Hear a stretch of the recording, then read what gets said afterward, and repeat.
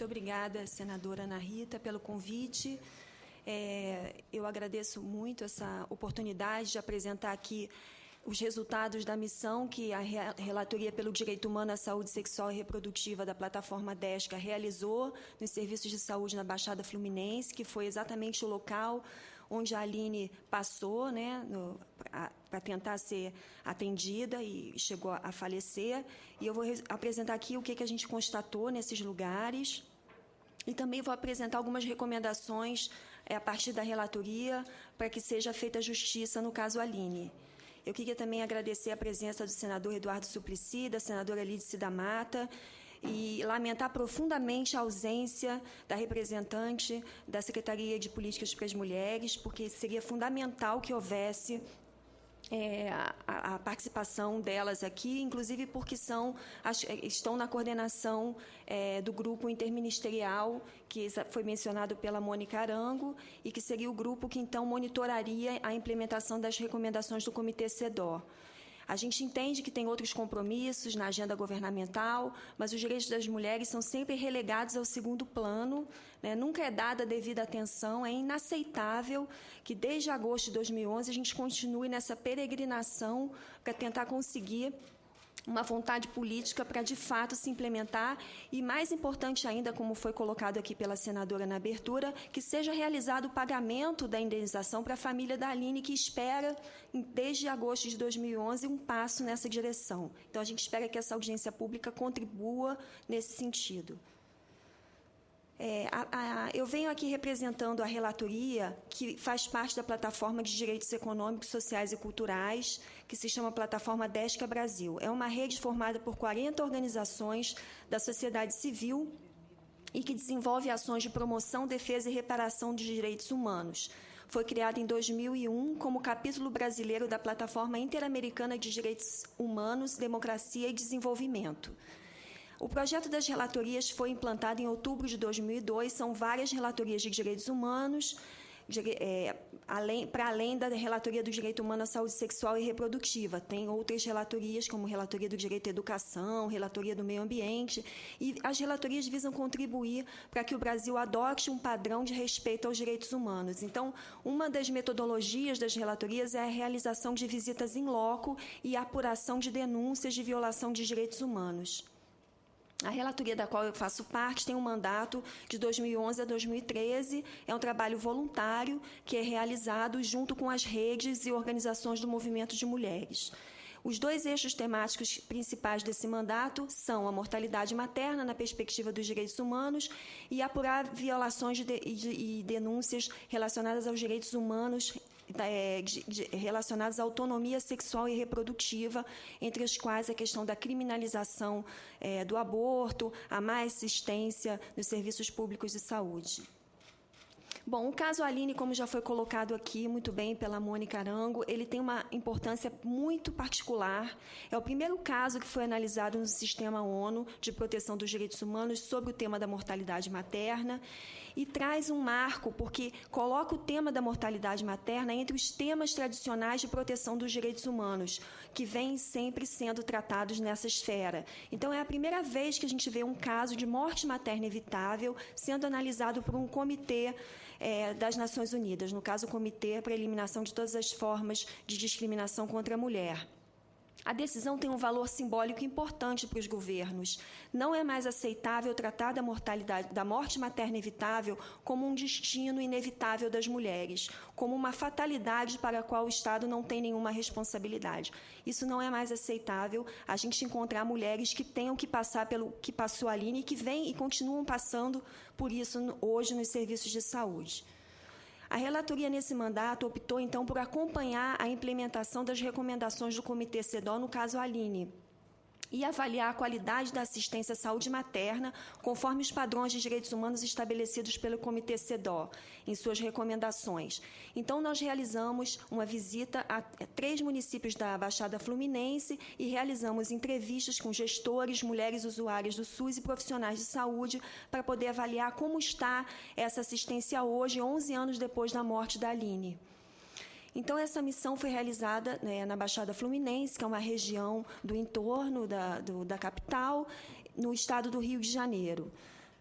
Foram parceiras nessa missão outras entidades e redes do movimento de mulheres, como a Rede Feminista de Saúde e Direitos Sexuais e Reprodutivos, a ONG de Mulheres Negras Crioula, a Articulação de Mulheres Brasileiras, o Conselho Estadual de Direitos da Mulher do Estado do Rio de Janeiro, o Conselho Nacional de Saúde, o Conselho de Direitos Humanos da ALERJ, de Direitos das Mulheres da ALERJ. Foram visitados o Hospital Geral de Nova Iguaçu, que foi o hospital onde a Aline veio a falecer, a Casa de Saúde Nossa Senhora da Glória, em Belford Roxo, que foi onde a Aline passou pela primeira vez e onde realizou os exames de pré-natal, o Hospital da Mulher, em São João de Meriti, que é mais recente, que não existia na época do caso Aline, e o Hospital da Mãe, em Mesquita. As visitas foram realizadas nos dias 20 e 27 de março de 2013. Então, só para vocês terem um cenário como é que é hoje a mortalidade materna no estado do Rio, a curva vermelha é da morte de mulheres negras no estado do Rio. E abaixo, as linhas verde e azul são as mulheres brancas e pardas. Então, existe um impacto desproporcional, né, da morte materna para as mulheres negras no estado do Rio hoje é uma coisa gritante, flagrante, que comprova a existência do racismo institucional e a tolerância em relação a essa discriminação na assistência obstétrica no estado do Rio de Janeiro. Então, isso eu acho que é bastante impactante esse gráfico, e é dentro desse contexto que a gente tem que olhar para a qualidade da assistência no Rio. Em 2011, são dados do Comitê de Estudos da Mortalidade Materna do Rio de Janeiro, que estuda os óbitos maternos, e apontou no último relatório que, em 2011, ocorreram 160 óbitos maternos no estado do Rio de Janeiro. E só 80% desses óbitos puderam ser investigados, até porque não existem ainda os comitês municipais de estudo da mortalidade materna em todos os municípios com mais de 80 mil habitantes. E esse é um problema recorrente na Baixada Fluminense. O único comitê ali que poderia investigar esses óbitos ainda está em implantação, que é o Comitê de Belford Roxo. Um estudo mais recente sobre a qualidade da assistência no estado do Rio, de 2009, verificou deficiência nas instalações físicas, na disponibilidade de equipamentos, de instrumental cirúrgico, de material, insuficiência no quadro de recursos humanos, demonstrando que a adequação da estrutura desses serviços ainda não foi equacionada. Bom, a missão visitou em loco para averiguar e documentar essa qualidade da assistência e realizou as entrevistas a partir de questionários que foram aplicados no momento das visitas. Aqui estão as várias parceiras nossas nesse momento, como eu já mencionei. E a primeira casa, então, de saúde visitada foi a Casa de Saúde Nossa Senhora da Glória, no município de Belford Roxo. Bom, quais foram as violações que nós encontramos lá? As enfermarias coletivas sem separação entre os leitos, com 4 a 15 camas, sem condicionamento de ar ou climatização adequada, descumprimento da lei do acompanhante, não havia acompanhante, não é permitida a presença de acompanhantes em nenhum momento durante a assistência. E as mães que foram entrevistadas, que estavam ali, que tinham acabado de realizar o parto, nessa enfermaria, todas haviam sido submetidas à cesariana e também à ligadura tubária, né, violando o que preconiza a lei de planejamento familiar. Então, um alto número de partos cesáreas e cirurgias de esterilização muito maior do que o preconizado pelos padrões da Organização Mundial de Saúde. Em uma entrevista realizada com uma mulher de 40 anos de idade, que estava sozinha, sem acompanhante, aflita com a falta de informação e o fato de estar na sala de UTI. A sala de UTI, que foi apresentada como sendo a única sala de UTI da unidade, ela parecia estar desativada devido ao mau estado dos aparelhos e da ventilação local. Ela tinha passado pelo parto normal do sétimo filho, sem que houvesse informação sobre o acesso à laqueadura tubária na unidade. Então, tem um paradoxo, né? De um lado, uma enfermaria cheia de mulheres jovens, todas esterilizadas, e uma mulher que teve o parto do 7º filho na mesma unidade de saúde, não tinha nem sequer informação que ela poderia ter acesso à cirurgia de ligadura tubária naquela unidade, sem informação, desassistida. Então, assim, uma situação bastante precária, né? Essa é a sala da UTI da Casa de Saúde Nossa Senhora da Glória, né? Nenhum aparelho parece estar em condições de funcionamento, não tinha ventilação, não tinha acompanhante, também não tinha profissional de saúde para informar ela. Ela já estava várias horas aí, fechada e bastante aflita, né? Não existe banco de sangue no próprio hospital. Não existe ambulância da unidade para transporte de pacientes em estado grave, eles têm que solicitar a ambulância via SAMU, da rede estadual, isso nem sempre é rápido e oportuno, às vezes a ambulância pode demorar algumas horas para chegar, não tem contato, não existe comunicação, informes para o Comitê Municipal ou Estadual de Combate à Mortalidade Materna. Nesse ano, né, quando a gente visitou, foi informado que já haviam acontecido 2 óbitos naquela unidade e não havia sido informado ao Comitê Estadual de Mortalidade Materna e não há investigação sobre as causas dos óbitos.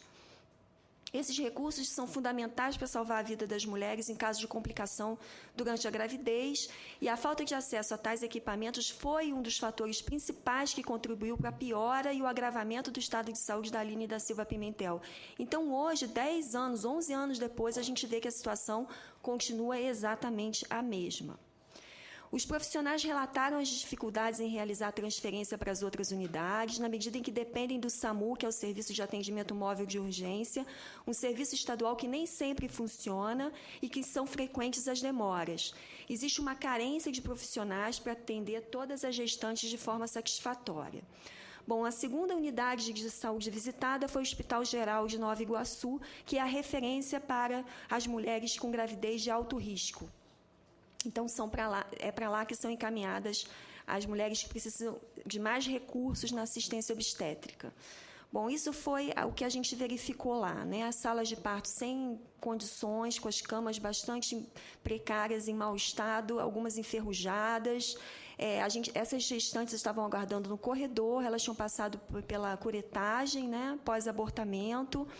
Elas não tinham enfermaria, não tinham quarto, elas estavam sendo atendidas no corredor, com soro, algumas em situação de saúde já se sentindo com dores abdominais, desassistidas, sem medicamento, sem informação de quanto tempo elas iam permanecer naquele lugar. A situação ali bastante difícil. Essa é a situação das enfermarias, né? Mofo, infiltrações no teto, não existia parede, algumas não tinham porta, não tinham banheiros funcionando, os banheiros estavam interditados, o mofo em todas as paredes, no teto, no piso. Essa é uma gestante que nós entrevistamos, o bebê fica do lado, né? Dentro desse lugar bastante precário, sem ventilação. Essa só para vocês terem uma ideia da situação lá, o banheiro da enfermaria, e o esgoto passa do lado de fora da maternidade, assim, a céu aberto. Em alguns momentos nós nos deparamos com galinhas ciscando, entrando ali na entrada da maternidade. Então, uma situação completamente insustentável de funcionamento para uma unidade do Serviço Público de Saúde. Então, não existe também número suficiente de profissionais de saúde nessa maternidade, funciona em situação bastante precária e está qualificado como estado de calamidade pública. À frente do prédio, o esgoto corre a céu aberto, podemos assistir galinhas ciscando no esgoto ao redor do terreno que circunda o local. Gestantes em situação degradante, sentindo dor, desassistidas, sem acompanhante, esperando horas sem informação sobre seu estado de saúde, deitadas em macas, em péssimo estado, e essas macas apresentando ferrugem e sujeira. Então, várias violações foram constatadas, né? Infraestrutura bastante precária, paredes e tetos infestados de mofo, infiltrações e pisos corroídos, carência de banheiros adequados que apresentem condições mínimas de higiene, carências de vagas nas UTIs, não tem uma UTI exclusiva para as mulheres da maternidade, não existe ambulância, não mantém contato ou informe ao Comitê Municipal ou Estadual de Combate à Mortalidade Materna. Então, falta as investigações dos óbitos, descumprimento da lei do acompanhante, aparelhos de ultrassom que estavam quebrados há mais de 6 meses. E aí também fomos visitar outras unidades que são as chamadas OSs, que são mais recentes naquela região da Baixada Fluminense e que tem uma proposta diferenciada de humanização na assistência ao parto, né, e ao ciclo gravídico puerperal. Então, é uma situação bastante díspare, porque, de um lado, você encontra um sucateamento das unidades do Serviço Único de Saúde e, por outro lado, você encontra unidades de saúde com um padrão bastante alto em comparação com as outras, e onde se encontra uma situação bastante sob controle em termos de qualidade, em termos de acesso a equipamentos. Mas cabe aqui uma reflexão sobre essa disparidade, né? O que leva ao Estado a colocar uma situação tão díspare na mesma região, né, no mesmo local, onde uma gestante é como acertar numa loteria. Se ela tiver a sorte de ter vaga e ela conseguir ser atendida por uma dessas unidades OS, ela vai sim ter direito a lei acompanhante, ter direito a banco de sangue, ter direito a toda a assistência adequada à emergência obstétrica. Se ela não tem a sorte de haver vaga nesse momento, ela então vai ter que recorrer àquelas unidades que a gente colocou aqui, o estado de funcionamento. Então, é uma situação bastante sui generis, né? Bastante surrealista, eu diria. Então, essa é a unidade Eloneida Studart, no município de São João de Meriti. Vocês podem ver que existe, inclusive, uma sala de acolhimento para as famílias que moram longe, que não têm como ir e voltar para suas casas. Elas têm um lugar para elas ficarem dentro do hospital, né? Às vezes, quando os filhos estão internados na UTI, elas têm um alojamento com condições de poder permanecer no local o quanto tempo for necessário.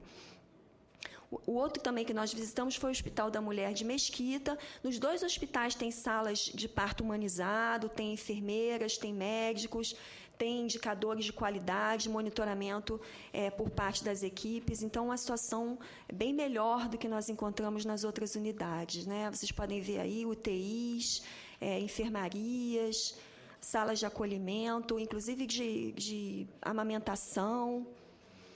Direito acompanhante é garantido, os quartos também têm uma infraestrutura muito boa, excelente.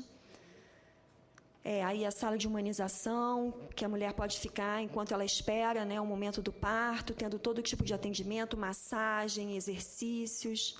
E essa é a equipe, então, que realizou as visitas. Então, existe essa disparidade, né, em relação à melhoria da infraestrutura, de recursos humanos, de equipamento, de transporte, de acesso a banco de sangue, dentro das próprias unidades, o cumprimento da lei de acompanhante nas OS e o sucateamento, por outro lado, nas unidades da Casa de Saúde Nossa Senhora da Glória e o Hospital da Posse, que se encontram sem condições de continuar atendendo as mulheres pelos fatos que foram apresentados aqui.